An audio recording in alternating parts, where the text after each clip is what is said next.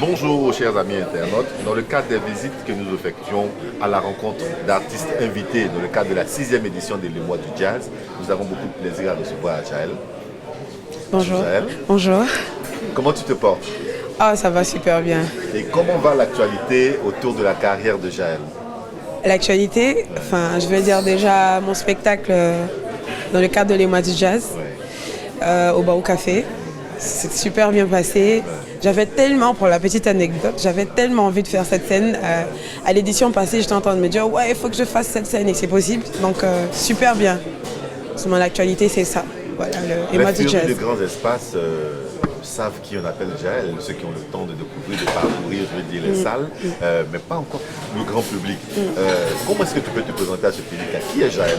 Alors, il y a beaucoup de choses à dire, mais tout ce que, si je peux résumer, Jaël est une jeune chanteuse d'origine ivoirienne qui fait du jazz, de la soul, avec beaucoup d'influences traditionnelles. Par tradition, j'entends tradition ivoirienne. Je ne suis pas fermée aussi à la tradition africaine, mais je suis beaucoup pour la tradition. Donc Jaël est une jeune chanteuse, voilà, jazz soul.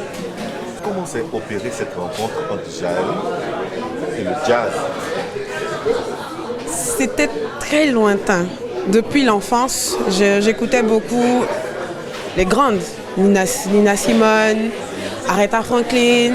C'était des femmes qui m'ont beaucoup inspirée. J'ai tellement aimé. Mais je suis arrivée au jazz grâce à un ami avec qui j'ai travaillé.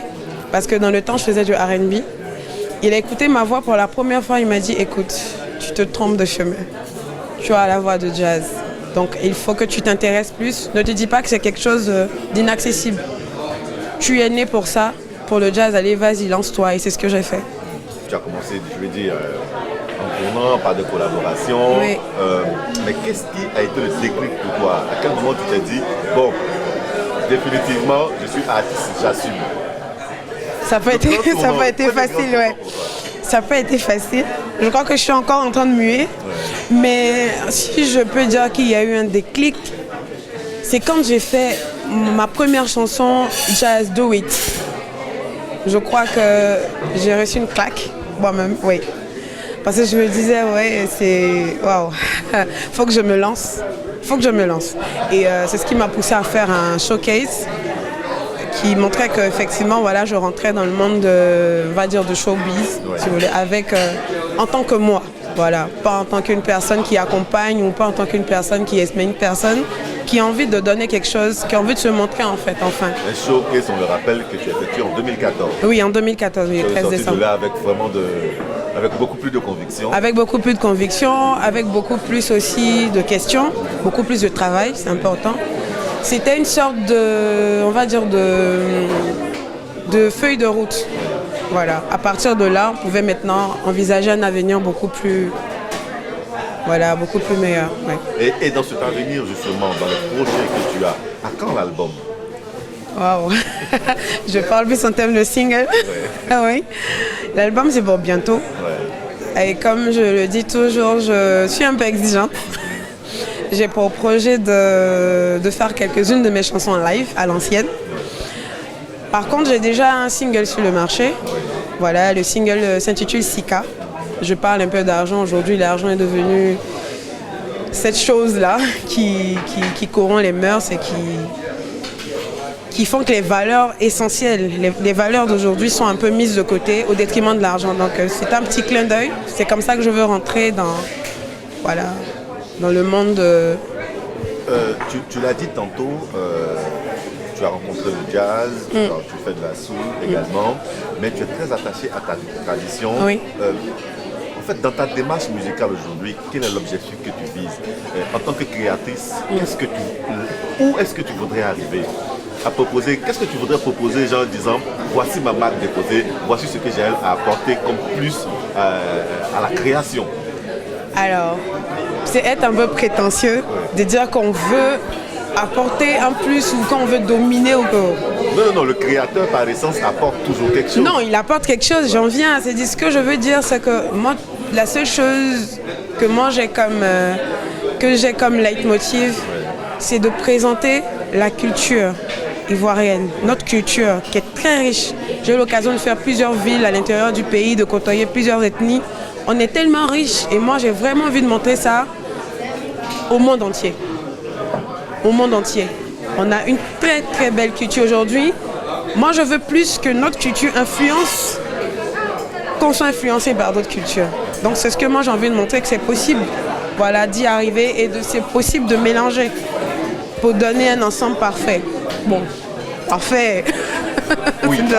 Et on te voit là en train de te promener avec Enes. Oui, oui. Tu te promènes toujours avec des instruments traditionnels. Oui, oui, je suis... Ça, c'est Baoulé. Baoulé. Laoko. Alors, je suis Baoulé d'origine, donc j'ai une petite histoire avec ça. Depuis toute petite, ma mère en achetait, on en avait plein. On avait des balafons, on avait du djembé. C'est comme ça que j'ai appris à jouer du djembé. J'aime pas le thème percussionniste. Je joue du djembé. C'est comme ça que j'ai appris, ouais.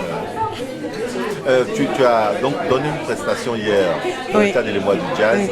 Comment est-ce que tu as préparé cette prestation là, et au sortir de la prestation, qu'est-ce que tu as ressenti?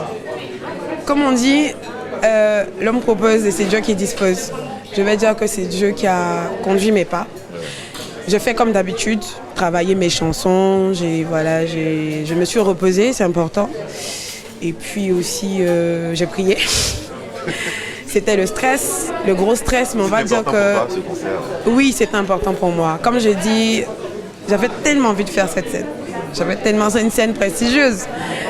Pourquoi? Parce que déjà, je fais du jazz, donc forcément, ça m'intéresse. Et puis de deux, j'avais envie de montrer aussi qui je suis, qui est Jaël. Donc pour moi, c'était le meilleur moyen, le meilleur canal. Et double stress, triple stress, parce que les gens ne me connaissaient pas forcément.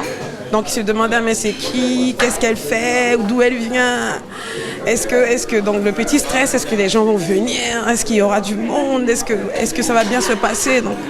Mais quand je suis montée sur scène, j'ai senti tout de suite, voilà, j'y suis, et tout s'est super bien passé. C'était plus un culte, voilà, je me suis donnée, et les gens ont apprécié, et ça... Au sortir de là, j'étais super soulagée. J'ai fait ce que j'ai toujours fait. J'ai été moi-même en fait, pas quelqu'un d'autre sur scène. Donc juste pour ça, je suis contente. Ouais. Et merci Jaël. Merci beaucoup. On aura beaucoup de plaisir à te revoir. J'espère. Continuer à dépoussiérer justement ton actualité. Et que les internautes soient au fait de ce que tu fais. On se revoit bientôt. Merci beaucoup à vous.